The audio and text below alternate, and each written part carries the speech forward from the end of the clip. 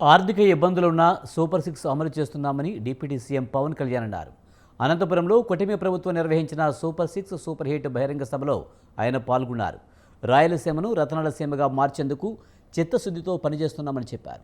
ప్రతి కుటుంబానికి 25 లక్షల ఆరోగ్య బీమా కల్పించామని, ఒకే రోజు రికార్డు స్థాయిలో గ్రామ సభలు నిర్వహించామన్నారు పవన్.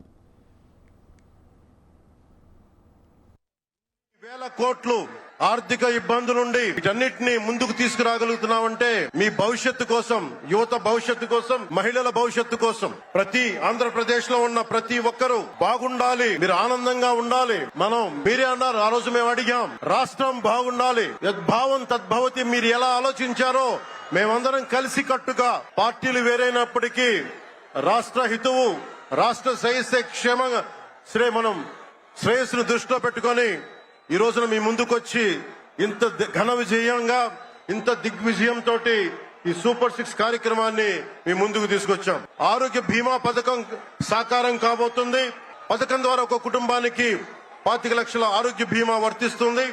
అలాగే పర్యాటక రంగంలో కూడా మనకి దాదాపు 10,000 పైచులకు పెట్టుబడులు ఆకర్షిస్తున్నాం.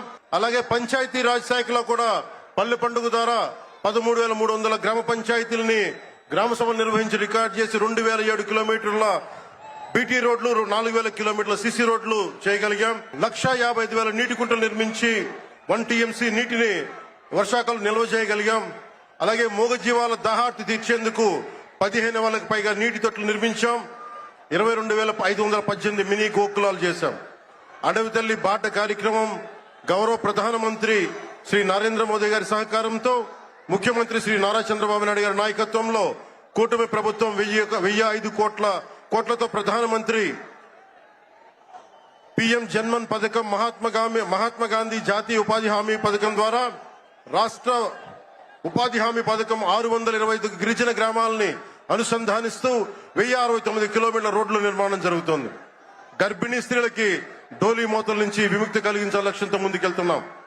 7,910 కోట్లతోటి జల్ జీవన్ మిషన్ కి ప్రాజెక్టులు చేపట్టాం. అటవీ విస్తారణ పెంచే లక్ష్యంలో 1 కోటి మొక్కల నాటే కార్యక్రమానికి శ్రీకారం చుట్టాం. కర్ణాటక ప్రభుత్వానికి నుంచి సహకారంతో 4 కుంకి ఏనుగులను తీసుకొచ్చాం. అలాగే శాంతి భద్రతల పరిరక్షణ వ్యవహారంలో భేదాలు చూడకుండా ముందుకు వెళ్తామని శాసనసభ సాక్షిగా గౌరవ ముఖ్యమంత్రి శ్రీ నారా చంద్రబాబు నాయుడు గారు స్పష్టం చేశాం. నేను అదే మాట చెప్పాను. ఆ మాట కట్టుబడే ముందుకు వెళ్తున్నాం. శాంతి భద్రతలకు ఎలాంటి ఆటంకం కలగకుండా ఉన్నప్పుడే రాష్ట్రంలో పెట్టుబడులు, పరిశ్రమలు వచ్చి యువతకి